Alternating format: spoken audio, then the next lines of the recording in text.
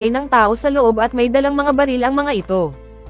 Pagkatapos ay inutusan niya sila na linisin at siyasatin ang mga katawan, at tinanong siya kung nabaril ba siya, ngunit sagot niya ay hindi siya tinamaan at ang dugo sa kanyang katawan ay pag-aari ng mga kalaban, na ngayon ay kasamang nakahandusay sa loob ng tren. Ngayon ay nagpatuloy silang naglalakad, at iniulat ng dalawang hunters na wala pa silang tiyak na ulat tungkol sa lawak ng pag-atake sa Tokyo. Nagpasya silang pumunta para tulungan ang mga natitirang Devil Hunters, pero sinabi ni Makima na hindi na sila aabot sa oras, ngunit gusto niyang tapusin ang lahat mula roon. Humingi siya sa mga hunters na dalhan siya ng 30 bilanggo na nasa death row, at dalhin ang mga ito sa pinakamataas na dambana ng lungsod at bagong set ng damit. Pagkatapos niyang magpalit ng damit sa loob ng dambana, dumating ang mga hunters at iniulat na naroon na ang mga bilanggo. Pagbalik sa Tokyo, hinila ng Sword Devil at ng kanyang mga tauhan ang katawan ni Denji papunta sa kanilang van, ngunit biglang huminto ang isa sa kanila nang makakita ng uwak. Naramdaman niya na parang may kakaiba, ngunit bago pa siya makapagsalita ay bigla siyang nawasak sa matinding puwersa, at tumalsik ang kanyang dugo na ikinagulat ng lahat. Tinawagan ng babae ang iba pang kasamahan para kumpirmahin na patay na nga si Makima, pero pati ang tao na nakausap niya ay nawasak din ng walang dahilan. Doon siya nagsimulang kabahan, dahil alam niya na si Makima lamang ang may kakayahang gumawa nito, at pagdating sa dambana ay nakaupo ang mga bilanggo habang tinatakpan ang kanilang mga mata. Pati ang dalawang Devil Hunters ay nakatakip dahil napakataas ng antas ni Makima, kaya't bawal tingnan ng ordinaryong hunter ang kanyang kapangyarihan.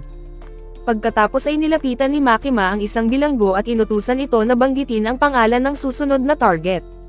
Pagkasabi ng pangalan, iniikot ni Makima ang kanyang kamay at agad na nawasak ang taong may hawak kay Denji sa Tokyo, sabay pagkamatay din ng bilanggo. Paulit-ulit niya itong pinapagawa, pinapabanggit niya ang pangalan, at kapalit ng buhay ng bilanggo ay namamatay ang kanyang target, at kahit ang mga nagtangkang tumakas ay nawasak at namatay. Isa-isa niya silang napatumba, ngunit nang dalawa na lang ang natira, biglang tumigil ang patayan dahil naubos na ang mga bilanggo. Sa ilang sandali ay pinapatanggal ni Makima ang takip sa mata ng dalawang hunters, at laking gulat nila nang makita ang lahat ng bangkay sa harapan nila. Sinabi ni Makima na hanggang doon lang ang kaya niyang gawin mula sa lugar na iyon, kaya't babalik na siya sa Tokyo, at dahil doon ay plano ng babae at ng Sword Devil na tumakas habang may oras pa. Nang sinubukang dalhin ng Sword Devil si Denji, natuklasan niya na may nakaligtas pang hunter, at nakaligtas si Kabeni dahil ipinrotektahan siya ni Hirokazu kahit tinamaan ito sa leeg. Kinabahan si Kabeni at tinanong ang dalawa kung kasabwat ba sila ng mga bumaril, ngunit nang mapansin ng babae na may kakaiba kay Kabeni, agad niyang tinawag ang Snake Devil. Umiwas si Kabeni sa buntot ng halimaw at ginamit ito para makalapit sa mga kalaban, at nang binabaril siya ng Sword Devil ay nailagan niya lahat, sa kanya pinutol ang braso nito. Kinuha niya ang baril at siya naman ang bumaril pabalik, at nang magpaputok ang babae, mabilis din niyang nailagan ang mga bala at ginamit si Denji bilang panangga. Napagtanto ng babae na hindi na niya kayang tamaan si Kabeni, at dahil sugatan na rin ng husto ang kanyang kasama ay tinulak niya ito papasok sa van at agad na tumakas, ngunit muntik na silang tamaan ng bala. Pagkaalis nila, tuluyang bumigay si Kabeni, humiikbi at humihingi ng tawad kay Denji sa tangkang pagpatay sa kanya noong nasa hotel pa sila. Nang tinangka siyang patayin ng isa sa mga bumaril matapos tamaan si Hirokazu, mabilis siyang kumilos at nagawa nitong mapatay ang bumaril sa kanya. Dahil sa sobrang gulo ng sitwasyon, pakiramdam ni Kabeni ay nababaliw na siya sa pagiging Devil Hunter, at nakapagpasya siya na kapag nakita niya ulit si Hameno ay sasabihin niya na magbibitiw na siya sa trabaho. Maya-maya, bumalik si Makima sa Tokyo at nakatagpo ng isa pang nakaligtas mula sa mga Devil Hunters, at ikinwento nito na halos lahat ng miyembro mula sa unang grupo hanggang ika-4 na grupo ay patay na, maliban sa mga hindi tao. Inutusan daw siya ng mga nakatataas na pag-isahin na lang ang lahat ng grupo sa 4th Squad, na siya mismong direktang pamumunuan ni Makima. Ngunit walang ipinakitang emosyon si Makima matapos marinig iyon, at pagkatapos ay iniabot ng lalaki ang kanyang resignation letter, dahil ayaw na niyang magtrabaho sa larangan na halos tiyak ang kamatayan. Kinabukasan, nagising si Aki sa ospital at naroon sina Denji at Power, na abala sa pagbabasa ng manga at pagkain ng mansanas. Habang kumakain, nag-away pa sila nang kunin ni Power ang mansanas ni Denji. Sagot ni Denji, walang pagkain para sa mga tumatakbo sa laban, ngunit sinabi naman ni Power na umalis lang siya sandali para kumain at magpalakas. Habang nagtatalo ang dalawa, biglang nagsalita si Aki at tinanong kung sino-sino ang nakaligtas sa kanilang team, at sinabi ni Denji na si Kabeni lang at isa pang kasama na agad namang nag-resign. Ipinahayag din niya na pinapapunta sila ni Makima kaya aalis na sila, at isasama pa nila ang mga mansanas, ngunit nang nakita nila na sobrang lungkot ni Aki, iniwan na lang ni Denji ang isang mansanas para sa kanya.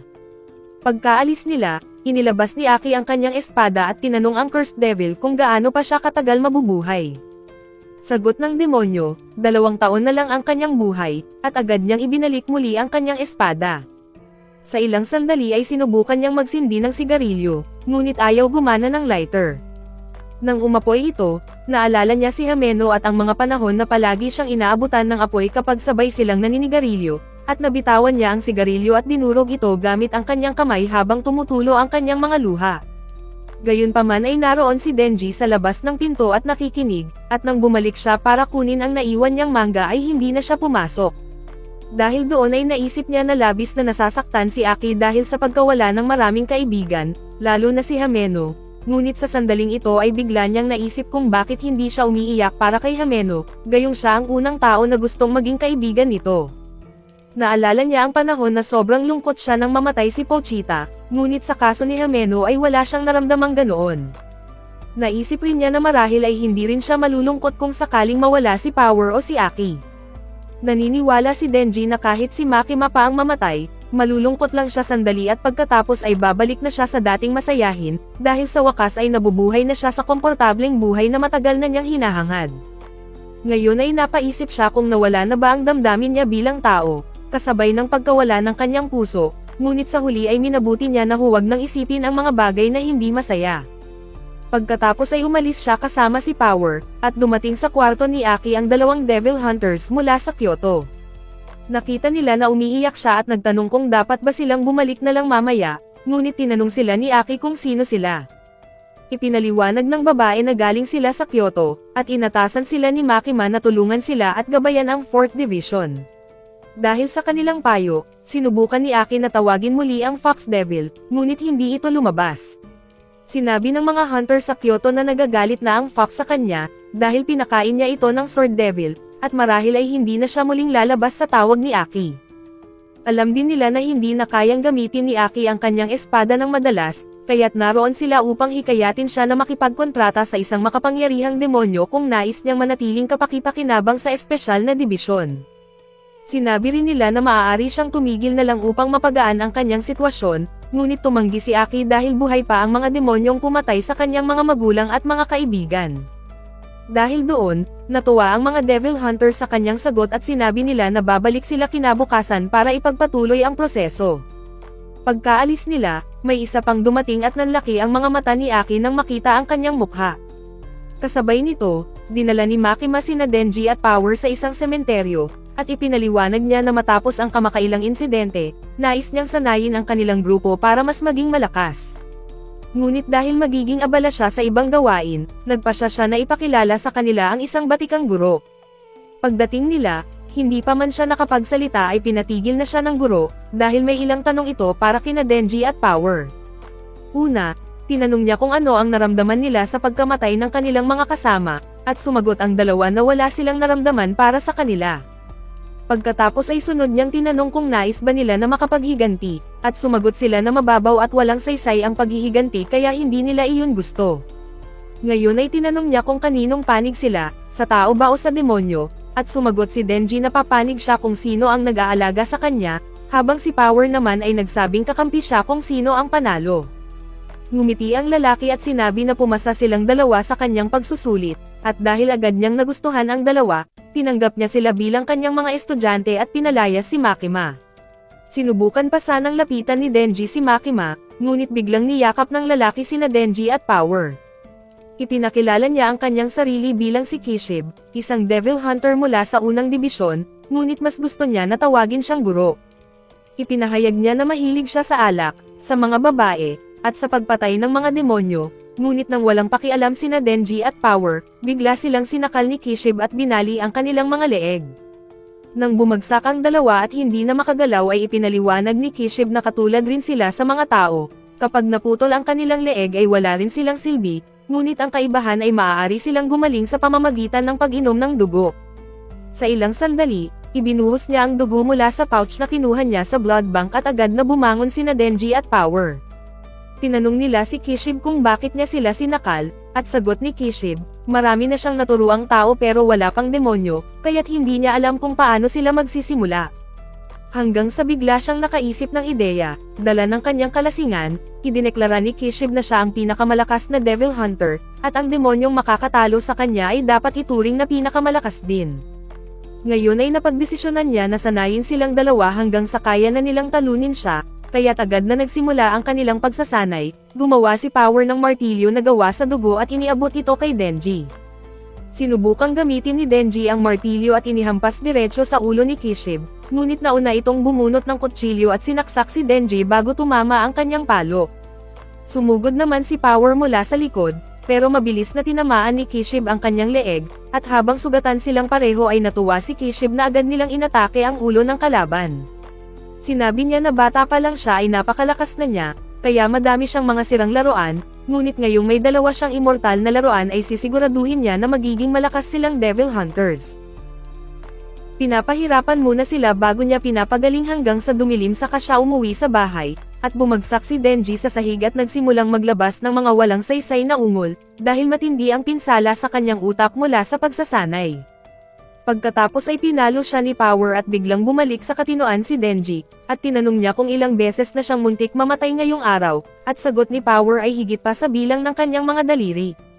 Habang pauwi ang dalawa ay nagreklamo sila sa sobrang lakas ni Kishib, ngunit sa kanilang paglalakad ay may naisip na plano si Power. Sinabi niya na totoong ang malakas ang kanilang guro, pero lasenggo ito at siguradong mahina ang utak, kaya't gagamitin daw nila ang kanilang talino para malinlang siya at madaling matalo. Kinabukasan, pagdating ni Kishib sa kanilang bahay para sunduin sila, handa na sina Denji at Power para sa isang ambush. Paglapit niya sa pinto ay agad siyang inatake ni Power gamit ang sibat mula sa kanyang dugo, na bahagya niyang naiwasan, ngunit hindi pa doon natapos si Power at ginamit pa niya ang mga bote na puno ng dugo mula sa itaas at ginawang mga sibat.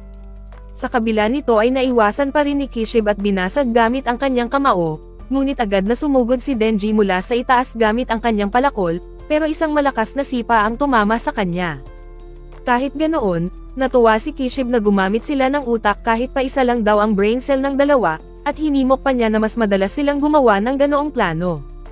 Pagkatapos ay ipinaliwanag niya kung bakit sila natalo, ibinunyag niya na naparami ng gamit ng dugo si Power kaya siya nanghina, habang si Denji naman ay nabigong mahulaan ang kanyang atake. Sabi ni Kishib, sapat na ang kanilang ensayo para sa araw na ito at pwede na silang magpahinga. Masaya na sana si Denji, pero biglang hinagis ni Kishib ang kutsilyo sa kanyang ulo, sabay paalala na hindi dapat magtiwala ang hayop sa mga salita ng mangangaso. Sa kabilang banda, pinasok ng dalawang mangangaso ang isang matinding pasilidad kung saan nakatago ang mga makapangyarihang demonyo na nahuli ng Bureau. May nagtanong kay Aki kung sino ang magandang babaeng bumisita sa kanya kahapon, at sinabi niya na kapatid ng kanyang partner iyon. Nang muli siyang tinanong kung may dala ba itong baril, sinabi ni Aki na mga sulat lang mula kay Hameno ang iniabot nito. Nang binasa niya ang mga sulat, nalaman niya na karamihan ay tungkol sa kanya, at kagustuhan ni Hameno na sumama siya sa pribadong buhay para makatikim sila ng kahit kaunting kapayapaan. Habang iniisip niya iyon, dumating sila sa isang selda ng susunod niyang magiging kakampi, ang Future Devil. Ipinaliwanag ng mangangaso na sobrang taas ng hinihinging kapalit ng Future Devil sa mga ayaw niya, tulad ng kalahating buhay, o pagkawala ng pandama gaya ng pangamoy at panlasa. Pero kung magugustuhan daw si Aki ay baka mas maliit ang hilingin nito, at nang pumasok si Aki sa selda ay nakita niya ang isang malaking mata na nakasilip mula sa dilim. Biglang lumabas ang Future Devil at sumigaw na masaya ang kinabukasan. Pagkatapos ay inalok nito si Aki na makipagsanib, pero diretsyong sinabi ni Aki na huwag na itong paligoy-ligoy at sabihin na lang ang kailangan para sa kontrata. Naiinis man ang Future Devil sa kanyang ugali, sinabi nito na titignan muna niya ang hinaharap ni Aki bago magdesisyon kung magkakasundo sila.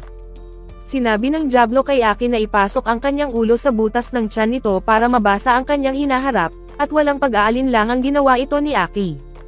Habang binabasa ang kanyang kapalaran, bahagyang sumayaw ang Diablo, ngunit bigla itong tumigil at sinabi na kapalit ng kanilang kasunduan, nais niyang manirahan sa kanang mata ni Aki at ibibigay nito ang kanyang kapangyarihan. Ipinaliwanag ng Diablo na ang tanging dahilan kung bakit iyon lang ang kanilang kasunduan ay dahil